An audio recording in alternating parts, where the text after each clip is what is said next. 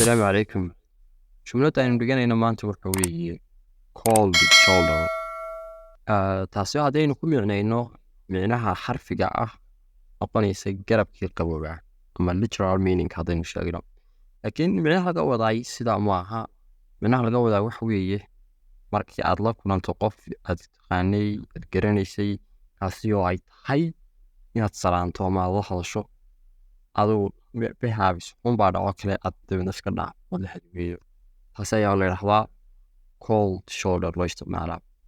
haddaba halkan waxa ka soo bixi doona anigoo markaa gelinaya jumlado. jumladda koowaad aan ku bilaabaya waxa weeye has anyone given you the cold shoulder. qofna weligaa ma kaa dhacay weeye. micnuhu wuxuu noqonayaa haddaynu sidii u micnayno soomaaligeenna ka dhicis weeye. and I haven't ever given anyone cold shoulder. inna weligay kama dhicin anigu. marka kole jumladdaas intaasay ku eeg tahay. aad badi salaamaya asxaabta.